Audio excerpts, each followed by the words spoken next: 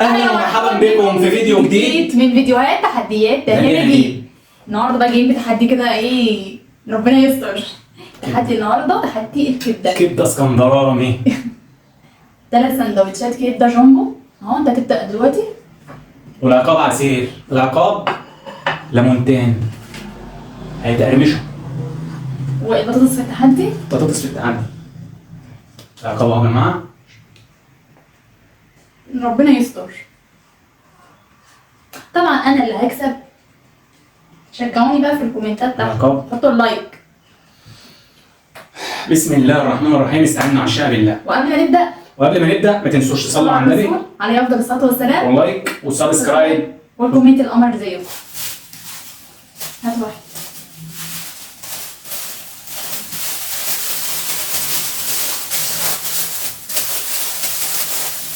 بسم الله الرحمن الرحيم.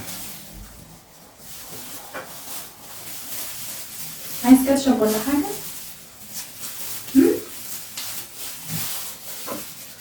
انا مش هتكلم النهارده وانا باكل عشان لازم افوز في التحدي ده. ربنا يستر.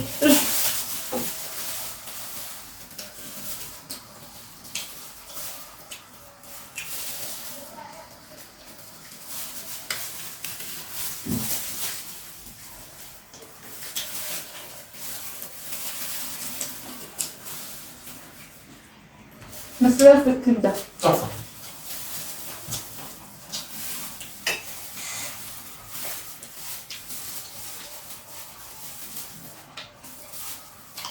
بنعتذر بقى لو صوت الاكل طالع واحنا بنتكلم. بنعتذر لكم يعني، عشان في بعض الكومنتات يعني بيقولوا خلي بالكم من صوت الاكل، فانا بنعتذر يعني، حاجه مش مقصوده.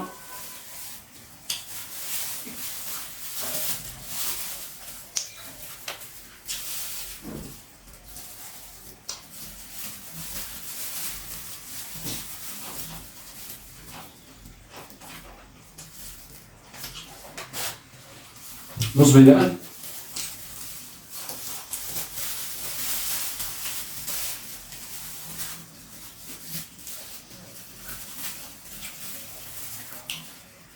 منورين القناة يا جماعة، منورين القناة. هندوق كده.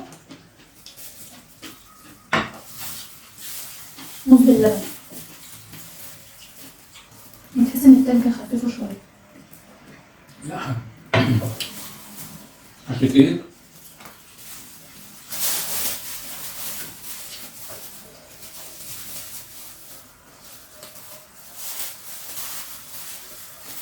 نص باللبن. في التحديات يا جماعة فيها أسرار. فيها أسرار في التحديات. طبعا عشان تفوز في التحدي زي ما أنا كده بخسر كل مرة، لازم تنضغ كويس. لما تنضغ كويس بس في حاجه صعبه في البلع والله، في المضغ. هتخسر بالتحديد. لازم تظبط يعني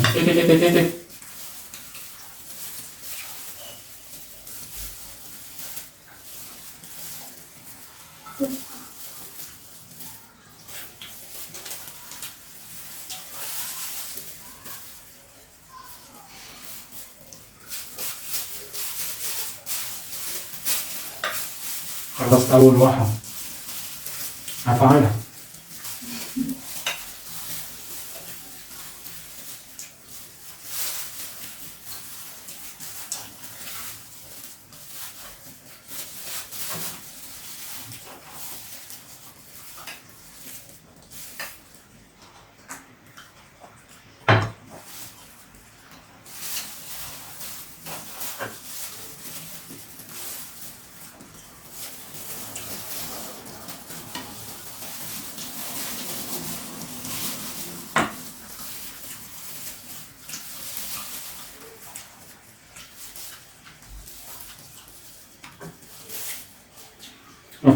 واحده واحده، أنا لسه في الاولاني اصلا.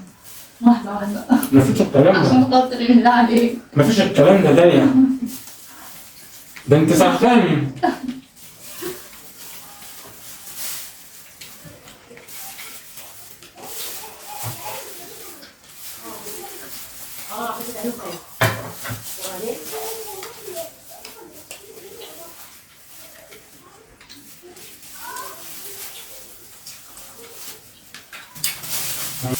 خلاص.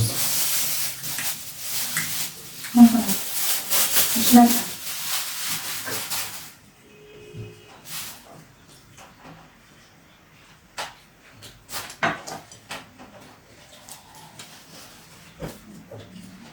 طبعا كبدة اسكندراني مين اللي عاملها بقى؟ تعملها 10 على 10. بتعملها 10 على 10 مش كده بس. ان شاء الله عليها طريقة خليل، ربنا يحميها يا رب. شجعوها يا جماعة، شجعوها ودعموها.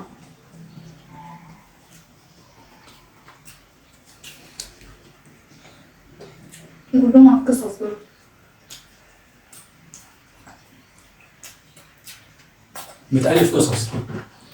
بتألف قصص وسيناريوهات. بكتبها والله في النص. معاها مفكرة بتكتبها، بيبقى لها حلقات والكلام ده.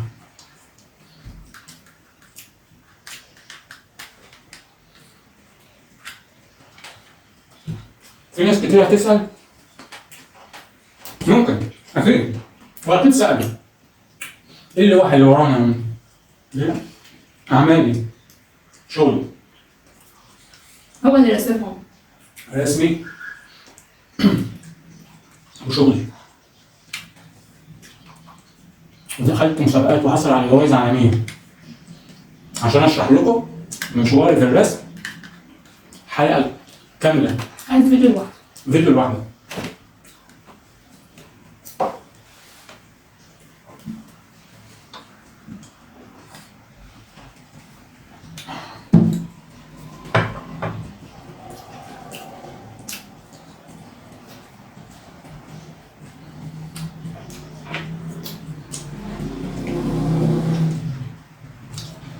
العيش ضخم قوي.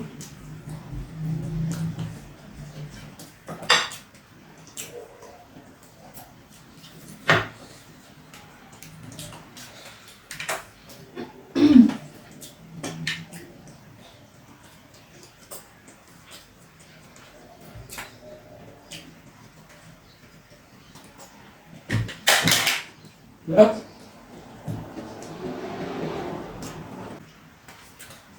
الأكل له عادات وتقاليد بتنشأ حسب كل دولة. وكل دولة برضو لا أكلاتها الحلوة برضو متميزة بيها. هنجرب جميع الأكلات بإذن الله إن شاء الله. معاكم.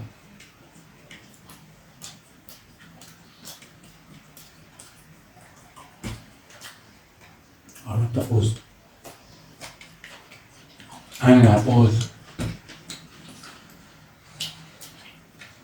لا ده لي أنا جيت، أنا اللي هفوز.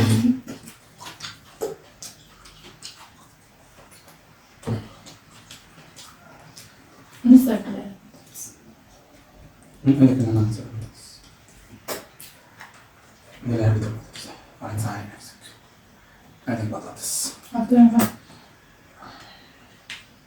بس كفاية.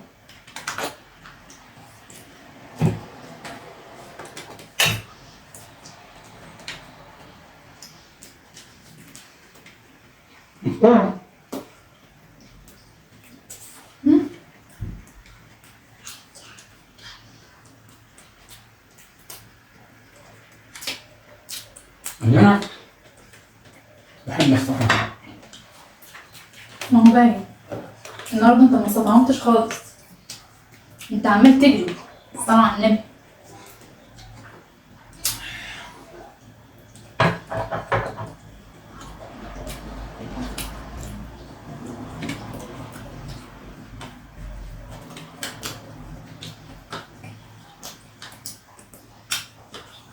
ندوق الأكل كويس.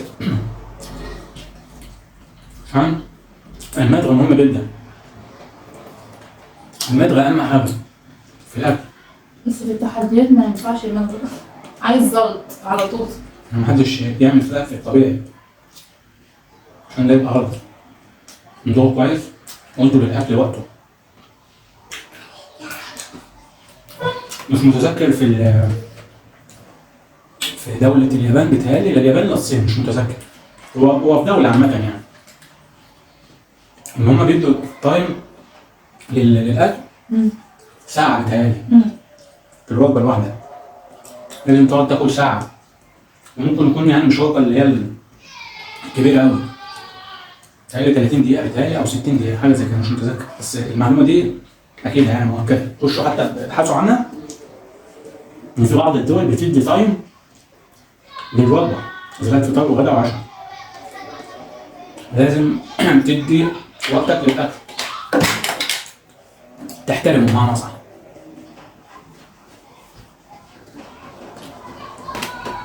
طبعا البائعين المتجولين قريبين يعني بكثرة يعني. فلما تسمعوا صوته يعني ما تستغربوش يعني، ده الطبيعي بتاعنا. طبعا انا كسبت. لسه كسبت.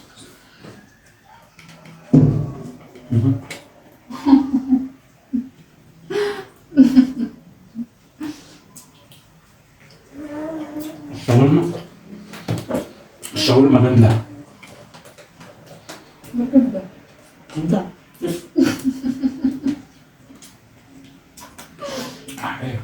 الكبدة جامدة يا جماعة، ما تنسوش دي. ما تنتجهاش.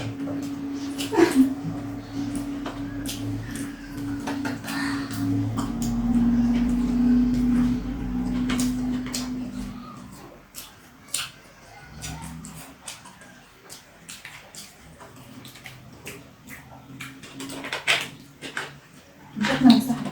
ليه؟ ماشي كبير قوي. خبز. اسمه ايه؟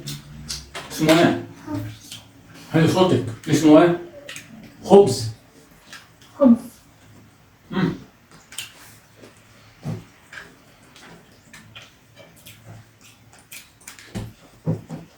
انا ما بحبش الاكل اللي يكون متحمر قوي. خبز. يعني لما يكون غامق كده انا بحبه بقى. فايدته على فكره بتقل. هي الخبز. اي حاجه بتسيبها سوا على النار كتير، اي حاجه بتسيبها سوا على النار كتير فايدتها بتقل. بس انا عايزه اقول لك حاجه، البطاطس بتبقى فيها الحلو واللي يعني بياخد لون اسرع.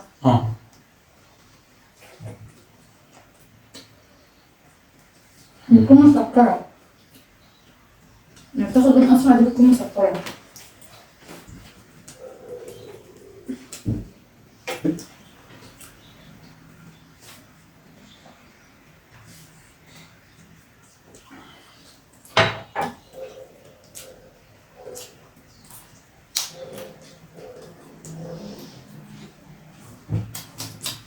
وبكده يا جماعه يبقى قربت بنسبه 95% من التحدي. 90%.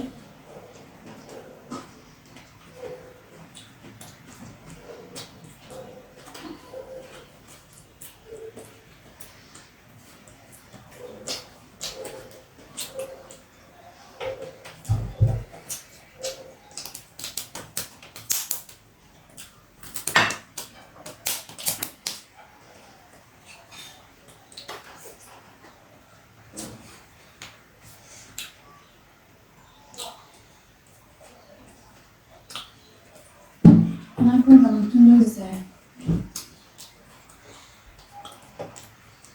هي قاعده تفكر بتقول انا هاكل الليمونتين دول ازاي؟ فعلا هاكلهم ازاي؟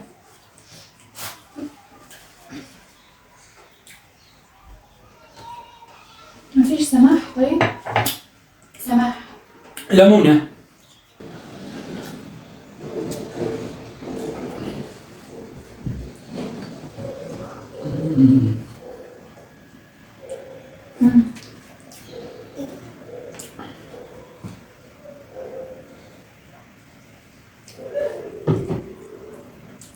خدت منها واحده.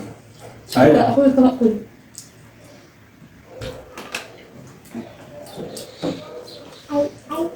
وبكده انا هنسحب يا جماعه عشان ما عدتش قادره خلاص. انسحبت، خسرت. انسحب بقى. شو بدك تنسحب؟ دي ما كل اللي انا حطها.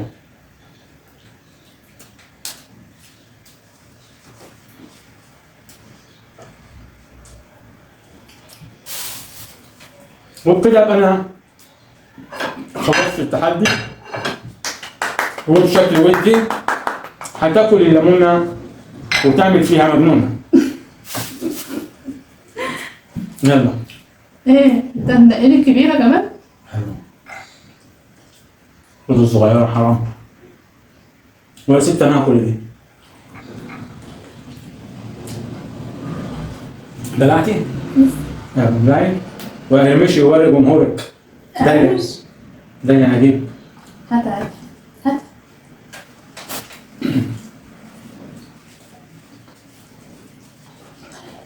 ده اللي انا اجيب الفلاربي. هات. يلا دايما. وزي ما انتم شايفين كده بق واحد وقت مش هعمل نشبع. تبقى ممتازه. مش عارف بقى واحده كبيره. لا انا هتتعامل لو قطمتها كده بس انا مش برتقانه ولا جوافايه ولا مانجايه. كبيره. دي ليمونايه. كبيره. مدويه لازم ما ينفعش. انت خسرت العقاب. يلا. انا يا ستي هاكل دي. انا هاكل دي قدام الجمهور. طبعا هي المفروض تاكل الاثنين بس انا هاكلها واحده بس. يلا. ما ينفعش نزل فيها. هنمشيها بقى. يلا. بسم الله الرحمن الرحيم. ارمش على جوه على طول. ثواني هات.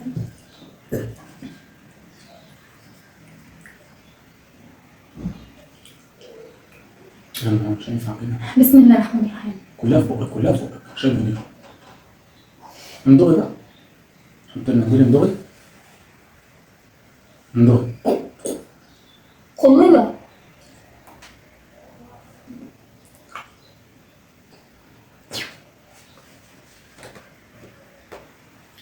ابلعي. ده بذر يا جماعه بذر. متنفعش. بسر.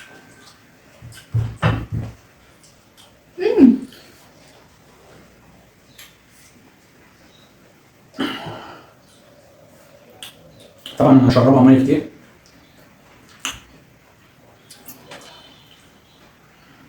ايه رايك؟ جميله جدا. مقوي للمناعه. انت بقى كلها من الفيديو. يلا الثانيه.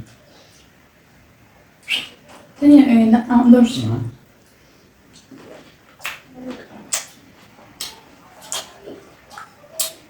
اكلت ايه اللي اكبر منها؟ اسف يا جماعه. شايف انت عملت فيها ايه؟ شديده جدا. اشربي.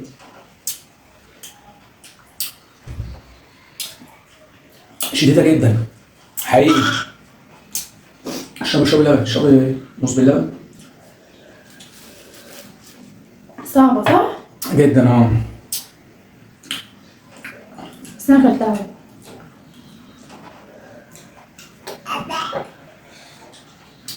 الليمون حلو يا جماعه بيقوي المناعه. في ناس اخد عليه وبتاكله بس هو جديد قوي في الحقيقه. الليمونه جديده. وبكده يبقى نهينا حلقه النهارده وتحدي النهارده من تحديات داليا نجيب. ومحمد اللي كسب النهارده وانا اللي خسرت وتعاقبت. يلا الحمد لله. اخيرا نفذت عليها العقاب. ما خليتهاش كلت ليمونتين. كلت ليمونه وانا دبست في ليمونه. ما كلهاش. عشان لو كانت كلتها كانت قامت تقول لي بس اكلت واحدة. كلت واحده فعلا. وبكده يا جماعه يبقى هنا حلقه اليوم وتحدي اليوم وحلقه من حلقات وتحديات داليا نجيب. ونشوفكم في فيديوهات تانية حلوة كتير. وما تنسوش اللايك والكومنت وزر الجرس. تفعلوا زر الجرس. سبسكرايب. تفعلوا زر واي الجرس. كومنت اي حاجه انتوا عايزين تقترحوها علينا فيها اكتبوا في الكومنتات. تقولنا في الكومنتات تحت. بنستنى كومنتاتكم وارائكم وتقييمكم. بنحب تقييمكم جدا. تقييمكم بيبقى شيء جميل جدا لينا حتى لو هو تقييم انتقاد بناء احنا بنتقبله. بناخد بافكاركم وبارائكم لان انتوا جمهورنا وانتوا اللي هتطلعونا وانتوا اللي هتنزلونا. وشكرا لتفاعلكم معانا الفترة اللي فاتت دي، وشكرا لكل الفانز الجداد اللي دخلوا على القناة في آخر أسبوعين، وبشكر الفانز اللي معانا وبيشجعونا. شجعوا داليا يا جماعة. داليا عندها مواهب كتيرة جدا، شاطرة في الطبيخ ما شاء الله، كويسة جدا، وبتألف قصص وفيديوهات، عندها مواهب كتير حلوة، وهتطلع حاجات كتير كويسة، وأفكار جديدة كتير هتطلع بإذن الله وهنقدمها لكم. واشوفكم على ألف خير. اشوفكم على ألف خير حبايب قلبي، مع السلامة.